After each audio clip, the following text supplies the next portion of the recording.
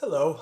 So today I'm gonna talk about hinges, and this is a wing from the Sonic model AR900 because this foam wing has no hinges. There, the hinge is made by the foam itself, right? It induces some resistance to the servo, and it makes the servo to have more effort to rotate the axle that moves the aileron. Let's check the resistance from the aileron into the servo. If I deflect it manually, you see that the aileron pushes the servo back. That means that we have a lot of resistance here, okay? And this makes the servo to work more, to have more effort on the gears, and like so the gears are more prompt to fail. And we have the same situation on the other way. So really, there's too much resistance here. To counteract this, I will use these three hinges. Right, I have focus. So these are quite good quality hinges. Okay, they are robust, they are solid, so they work really well. And I'm gonna put 3 of these inside of the wing because this is not balsa wood or composites. This is just foam, so it's really easy to penetrate with the screwdriver. And now I will just put here some masking tape because I want to mark where I want to place the hinges, and I will mark it here. Alright, just one more on the aileron side. This one I will have to cut in half because of this horn.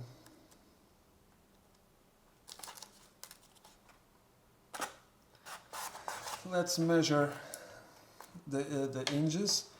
So I'm gonna put one here, and just pay attention to this line. This is the cut line, and the hinges must be mounted perpendicular to this line. So don't put the hinge in this according to this line, because it will not work properly. For it to work properly, it has to be mounted perpendicular to the cutting line. All right? So I can put 1 inch in here, more or less. Let me see, 2 centimeters and 2 centimeters. The middle one, we have to pay attention with the position of this. And for that, we will turn this back, and we see that it cannot be on the exact middle. The exact middle would be, so this is, all right, 24.5 wide. That's 12.25, and the 12.25, it's right here. Yeah, probably we can do it on the middle. I will offset it just a tiny bit towards that side there. So I'll put the hinge at 12, exactly 12. So 1 point here, 1 point there, in there, in there. That's done. So now that comes the heartbreaking part, which is cutting the aileron. Destroy the wing. Let's cut it easy and flush, cut it flush with this surface here. You see, cut it flush with this surface on the wing because it is straight. This one is angled, this one is angled, so we don't want to cut through there. Cut through through this one because it is straight.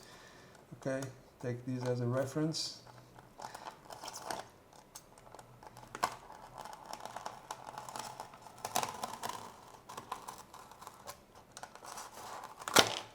All right. As we can see, now the cut is almost perfect. All right. As we can see, this is angled. All right. This is not cut straight like the other one is. This is angled. So I will cut it like so. All right, along this edge.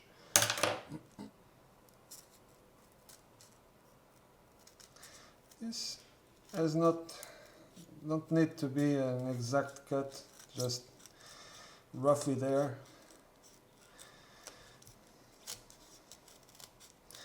As you can see, I don't have the most sharpened knife.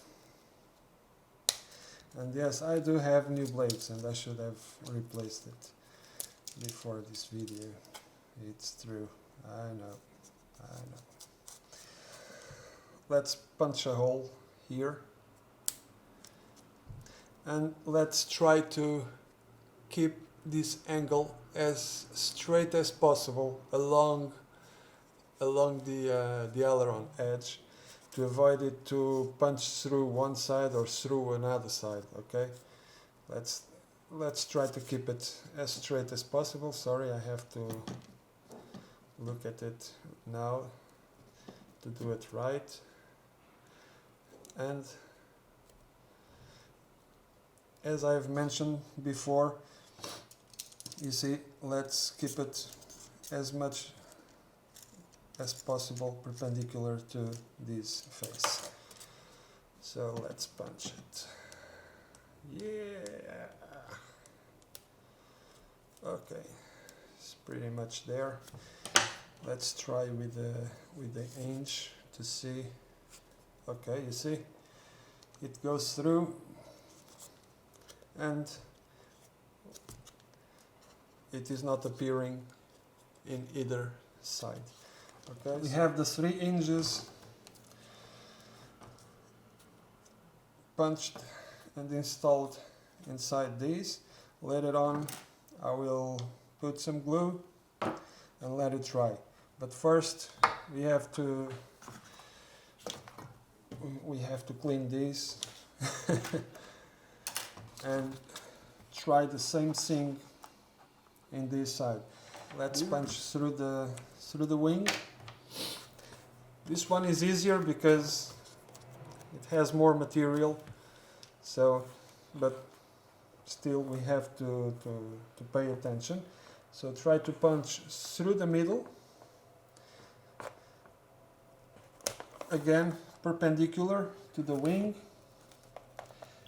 and there we go, and there is enough hole already. Another one here through the middle, and another one, last one here.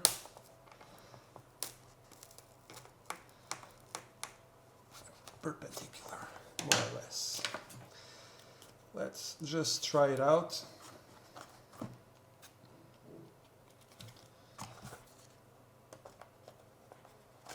Okay.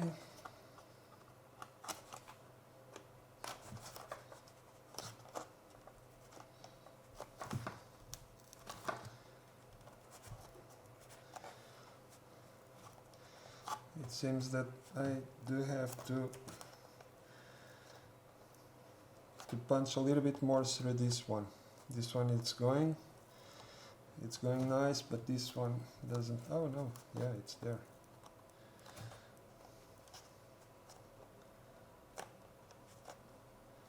So you see, now we have a resistance-free control surface with a top quality hinge, really resistant, that will not break as easy as the original foam hinge. Okay, and we have a good intersection there, alignment. We do have a good alignment here, there and there. Yeah, it's aligned. We really can already feel here on the servo that the servo is working completely free, no effort whatsoever here. Beautiful.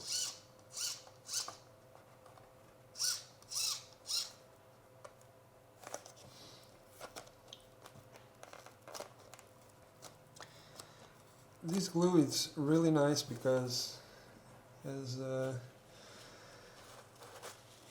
it's specially done for foam. It will melt the foam just slightly, and then when it's dry it fuses, gets fused on the foam. Now I'm just gonna use a bit of tape to keep the things aligned while the glue dries,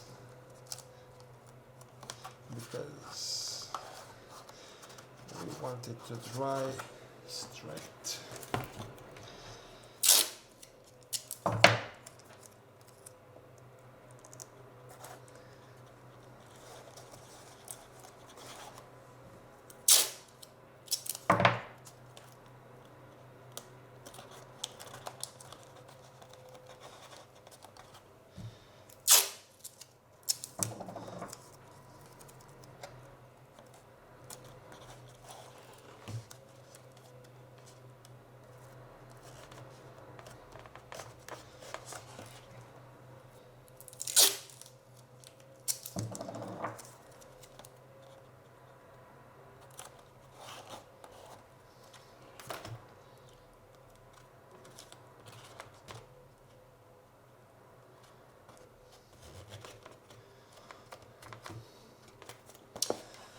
So the job is done. Now I just have to make the same thing, to do the same thing on the other wing there, which I'm gonna do off camera. But at least you can now see how easy it is to reinforce the foamy surfaces that doesn't come with proper plastic hinges from factory. And this process can be done in any foamy airplane. So yeah, I think it's a good thing to do it, because it will reinforce. First thing, it will reinforce the surface and the hinge area, and secondly, and I consider this second point much more important than the reinforcement of the hinge, which is we preserve the life of our servos, and especially if the servos are not metal geared, because if you have a plastic geared servo working with all this resistance, the chance for you to worm out the servo it's big. So well, now we have a free working servo. It's not that free because this is blocked here, and we have a free working servo, no efforts apart from the air resistance that will be applied here during the flight, and we have much more resistant and precise hinges on our surface. So I hope you have enjoyed this video. I hope you have learned something, and I hope this one was helpful for someone out there. Thank you very much for having watched this one. See you on the next one.